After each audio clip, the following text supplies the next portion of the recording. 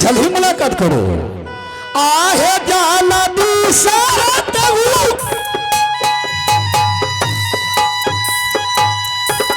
अभी हाय छोटकी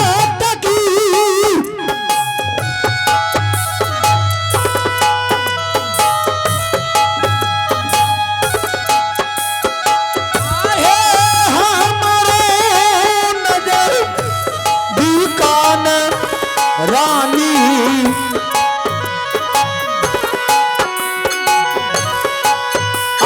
सुंदरी समाना है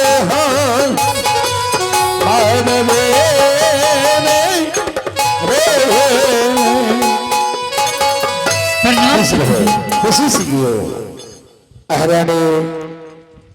हाँ पतिदेव, आज तुझे नई जिंदगी मिली है। आज तुम सोनापुर शहर की महारानी हो। तुमको इसलिए इस दरबार की ओर बुलाया गया है, जानती हो? इसलिए इस राज का सुधार प्रजा सुखी तो राजा सोना सिंह भी सुखी रहता है, और प्रजा दुखी तो राजा भी दुखी हो जाते हैं। हाँ पतिदेव, जिसके घर में अनाज नहीं है अनाज भिजवाना है, जिसके तन पर वस्त्र नहीं है वस्त्र देना है। क्यों नहीं पतिदेव? जिसके घर में दीपक नहीं जलता दीपक जलवाना है। अब बस ही पतिदेव। हर हमेशा मेरी सिपाही को प्रजाओं के पास भेजते रहना। महारानी, अफसोस तो इस बातों का आ रहा है। हाय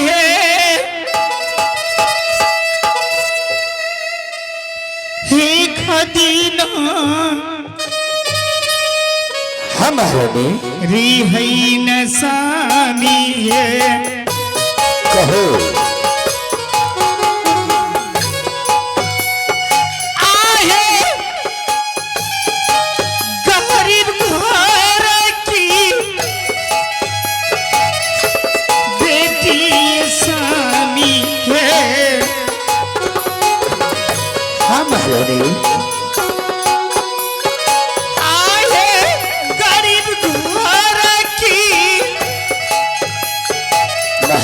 बेटी सानी जी आज बना लो महालय के रानी ना ए सानी जी। आहे दुख सुख क्यों नहीं पतिदेव?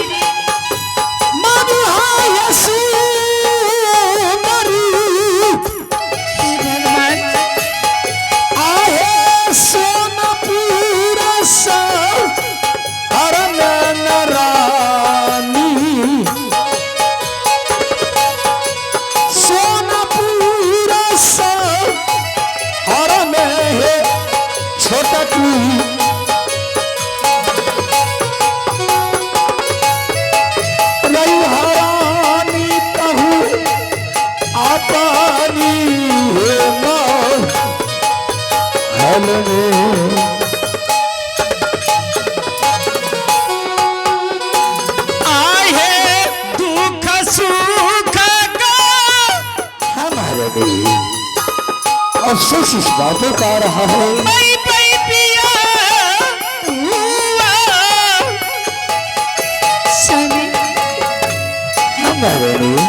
आये सोनापुर गरने सामी है। आये सोनापुर गरने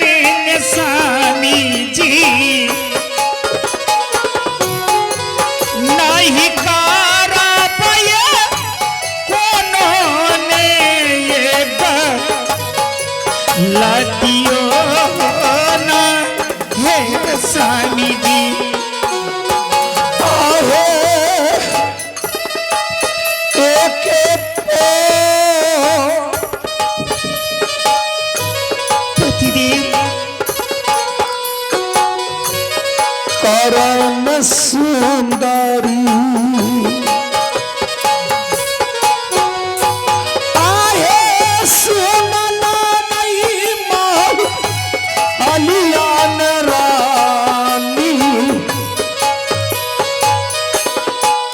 एक बालक बिना दुनिया है यहाँ घेरा बेन हे रानी आहे विधना नेली महारानी ना जाने ईश्वर ने हमारे तकदीर में क्या लिखा है नसानी हई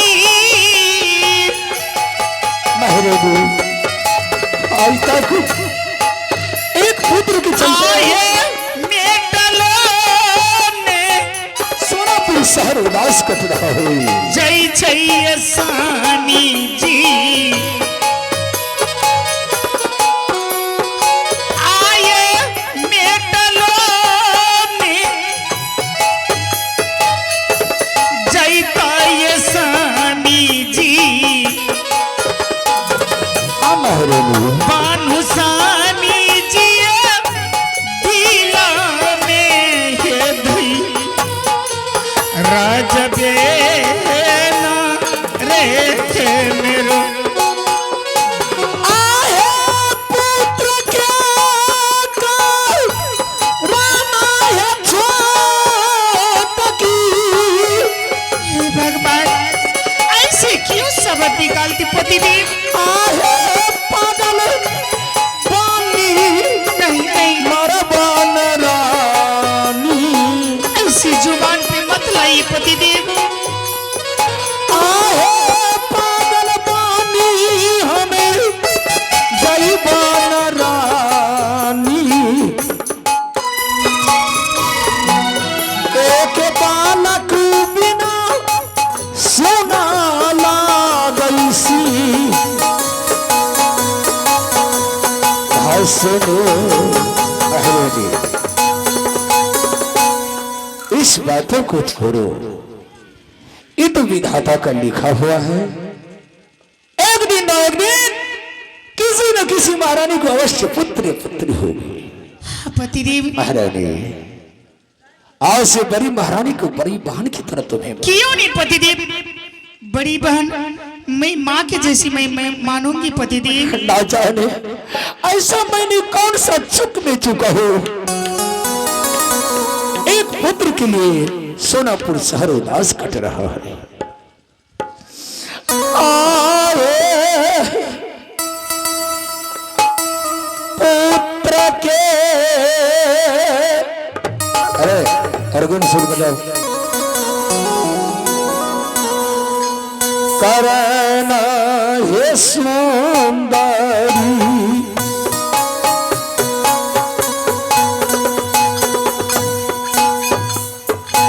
आहे दुनिया घेरा है छोटकी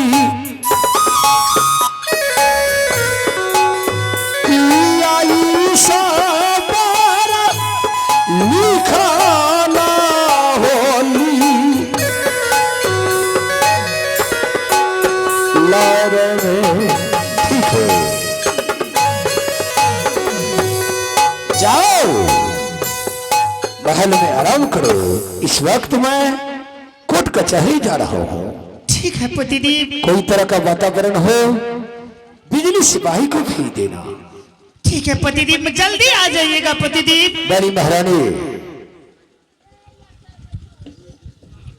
हाँ पतिदेव छोटी महारानी को ये महसूस नहीं होना चाहिए एक गरीब घर की लड़की है क्यों नहीं पतिदेव महारानी हाँ पतिदेव अच्छा ढंग से मिलजुल करके रहना है ठीक है। आओ चालिए में जाना खुश रहो हे लइए सोना सी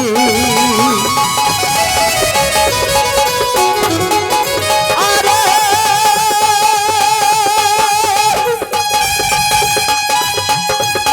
कोटा होकर चढ़िए राजा जी जहाँ लागई बाबू माधोपुरा का चहरी नहीं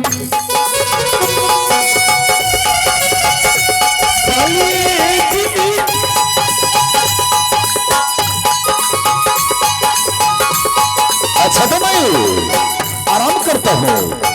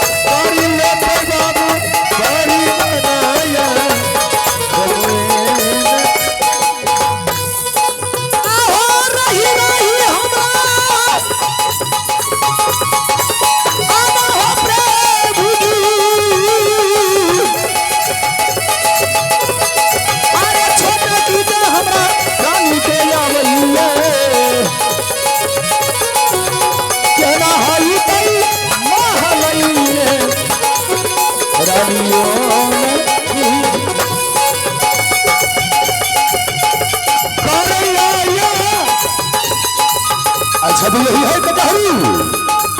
हाँ मैं इस कचहरी में आराम करता हूँ।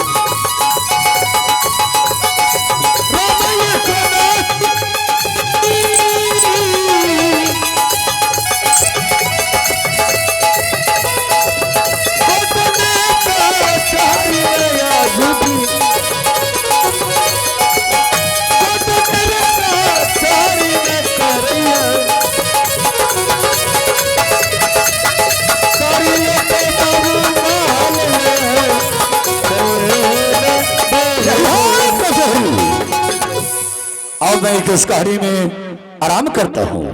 करियई आराम करियई आराम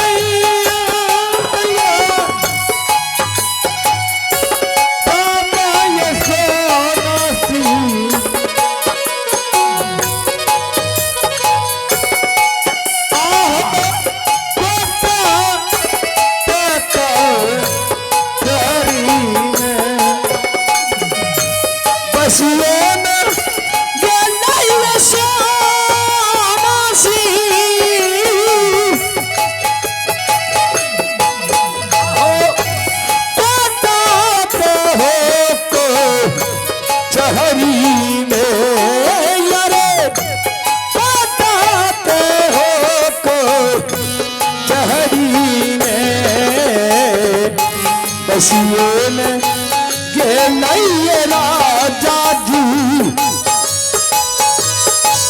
बसियोन के नैये सोना सी आहो माथे पूरा को चहली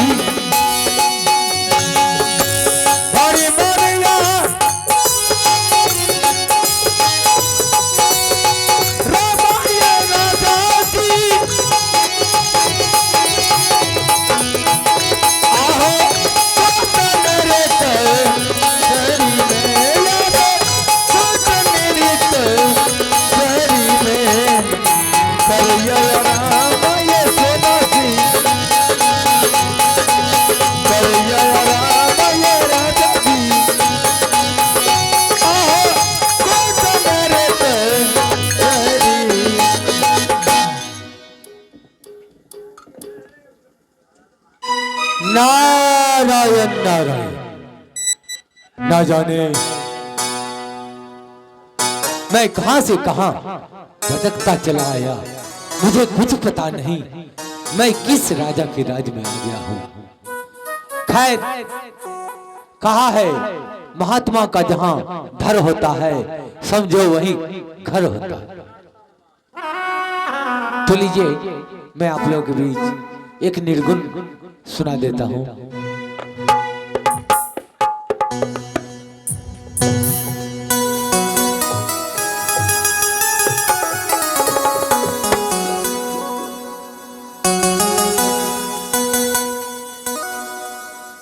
सोई सोई के हो,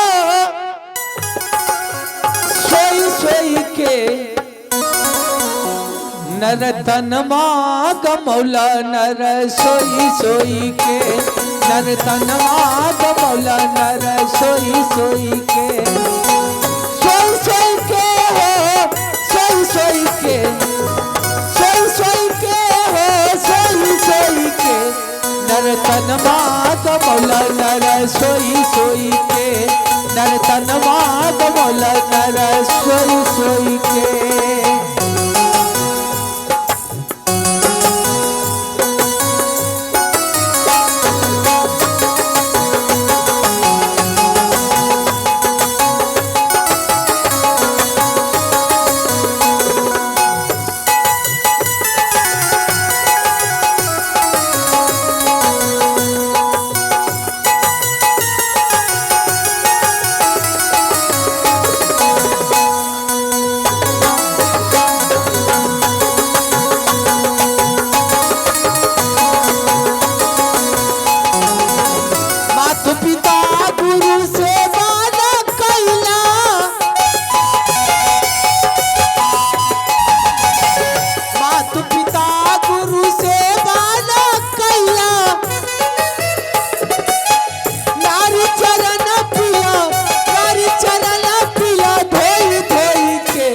नर तन माग मौला नर सोई सोई के नर तन माग मौला नर सोई सोई के।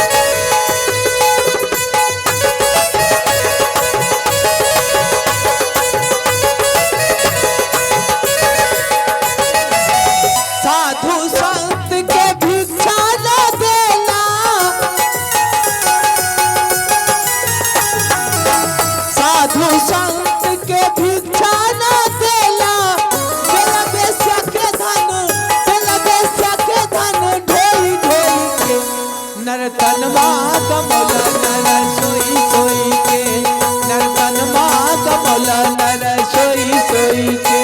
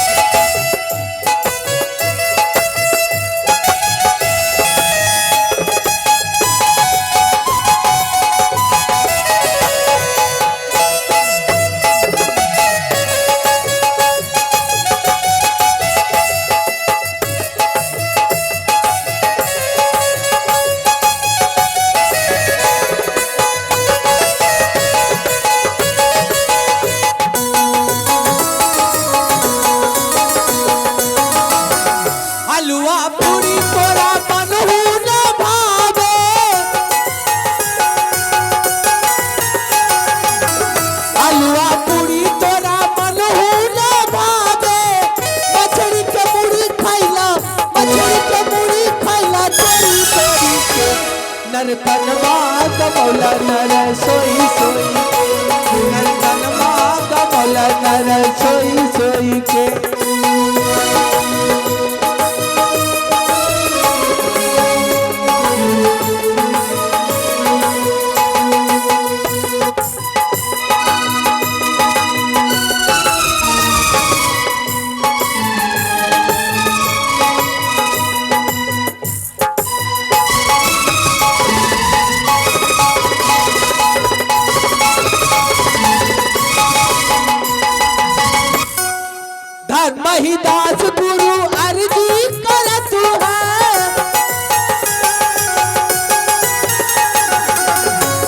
रहीदास गुरु अर्जी कर तू है अंत समय में जइबा अंत समय में जइबा रोई रोई के नर तनवा कमल नर सोई सोई के नर तनवा कमल नर सोई सोई के सोई सोई के हो सोई सोई के सोई सोई के हो सोई सोई के नर तनवा कमल नर सोई सोई के नर तनवा कमल नर सोई सोई के नर तनवा कमल नर सोई सोई के नर तनवा कमल नर सोई सोई के नारायण नारायण। ना जाने मैं भगवान के गुणगान में कहां से कहां आ गया, मुझे कुछ पता नहीं। मैं किस राजा की राज में आ गया। अरे बच्चा, अरे कोई है? कोई नहीं है। नारायण नारायण।